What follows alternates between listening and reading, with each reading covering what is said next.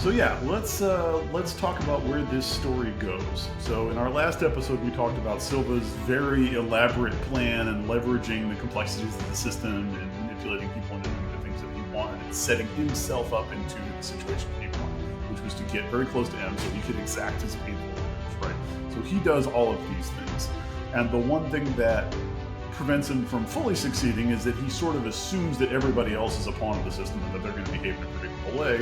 And Bond, who is in the system but not very attached to it, like Bond's a terrible employee. He's not disgruntled, he just doesn't really like rules very much. And so he's kind of not a very reliable employee. But those personalities can be useful when things aren't going well, when the system doesn't work and you need somebody to improvise, you need somebody to have a different perspective, you need somebody to just like take some authority and go make something happen. That's a useful viewpoint to have, and Bond's that kind of character. He's like, okay, great, the system isn't working for us, it's being taken advantage of, we are going to remove ourselves from the system entirely, like we're out. And it puts him in this interesting role. So he's like, all right, well, now I'm going to ditch the company car. I'm going to take my ancient car, which doesn't have a tracking device on it, and I'm going to ditch all of London, and we're going to drive to my childhood home in Scotland, which I haven't been back to since I was orphaned. And we're going to go super old school on how we approach this problem. He kind of abandons technology. He abandons the complexities of the system. He abandons the infighting that's happening between the different factions in MI6 and the government and the oversight and parliament and everything like that. Like, he's just like, none of that stuff is helping. What I'm going to lean into is getting to pick the terms on which we do things. And I'm going to lean into people that I trust, which is a very small list of people at this point. He takes M, even though she's the one that had him shot at the beginning of the movie. He's turned into this interesting sort of caregiver role. He's taking her with him.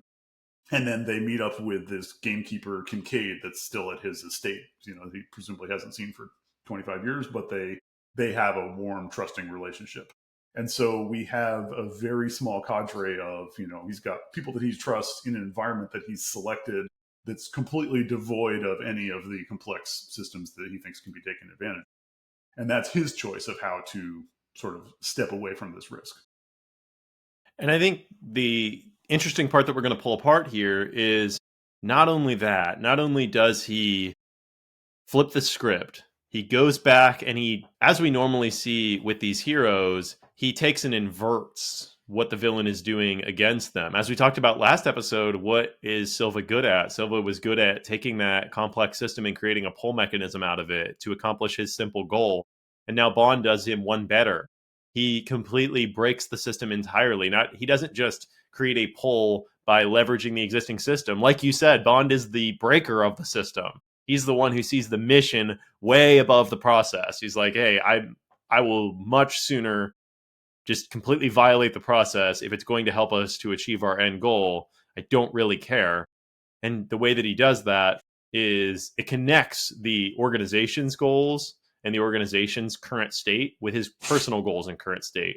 Because he goes back to Skyfall. He goes back to this childhood home where he, assumedly, or based on what we're seeing in the movie, hasn't been in a long, long, long time, based on his interaction with Kincaid. Of course, he has bad memories. This was his home before he was an orphan. And it's this willingness to do something that Silva was not willing to do. Silva is all about running away from his problems and trying to complete this revenge narrative, where Bond is running towards his problems. Like, I'm going to have to go deal with this myself. I'm going to have to dig deep into myself in order to solve this problem, which means I have to go to a painful place. And I don't want to become like Silva. The way that I become like Silva is running away from Skyfall, not running to Skyfall. And in doing so, he also he breaks out of the predictiveness that he had been in. He does something different than what Silva had been expecting, because Silva, all he knows is running away. All he knows is that we're all rats anyway, and so we're going to do what's best for us. But that's not what Bond does in the situation. No, that's really good. And I think that's a good point that, okay, I'm going to leave the system behind. I'm going to change the terms of the engagement, but it's not like they're going to go hide out on the beach in Indonesia where he was at the beginning of the movie, right? It's not like we're trying to get away. He's still trying to accomplish the mission. It's like, we need to neutralize this threat. We need to take care of this problem. But we're going to force them to come to us and do it on our terms. Silva does it in the typical sort of technology-heavy escalation. I've got 20 guys in a helicopter gunship, right? And James Bond has a vintage hunting rifle and a stone house and a knife. So, we got some real disparities in approach here. But choosing the ground, choosing the terms to be the kinds of things that James Bond is really good at, up close and personal violence being primary among them, is what sets us up for what, as we were talking about in the pre-show, right? A really fun back half of the movie. And so I want to hear your analogy here, because this did not occur to me until you mentioned it, but this is 100% true. Yeah, so our mountaintop is the Home Alone moment.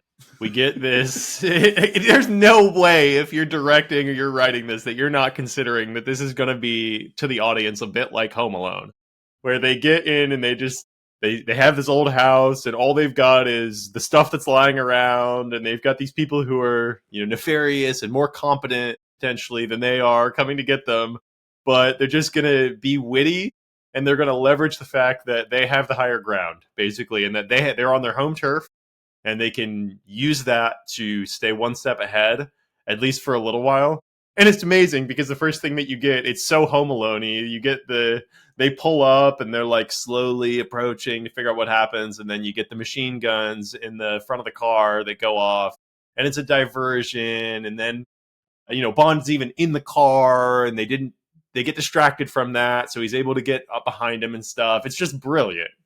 Yeah, see, it's got everything except for the paint can swinging on a rope, right? It's like all the ridiculous booby traps, all of the misdirection, all of the improvising with the materials at hand. Yeah, so, and it's beautifully shot, and it's dark, and there's fire, and there's explosions, and there's this frozen lake, and there's snow. Like it's wonderfully done. But like you said, it's not running away. It's choosing the ground. It's also leaning into the problems. It's leaning into the sacrifice. It's leaning into willing to face the hard things. Like, I'm not trying to get away from Silva. I'm trying to face Silva on my terms. I'm not trying to get away from my childhood trauma of being an orphan. I'm going to go back to the house and use that to my advantage. And it's all the layers of sacrifice. It's blowing up the childhood home and the car, and just like all of the things, laying it all on the table. Right. And this goes back to the Batman quote, right? I haven't given everything, not yet. Right. It's laying it all on the table in service of what Bond actually values, which turns out to be nebulously country and the greater good personified into M, despite her missteps. He's still, and likewise, her leaning into it, her taking on personal physical peril in this environment and trusting him and being at the ground level for the first time after directing these airstrikes from her pajamas over her career.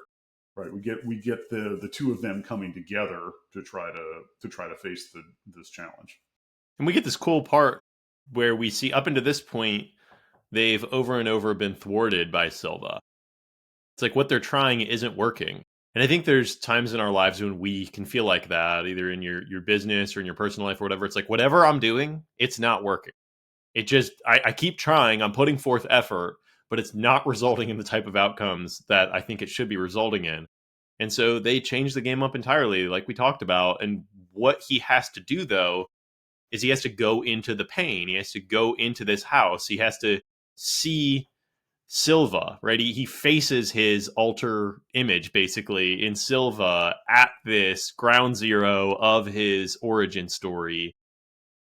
And that's a really hard thing for people to do.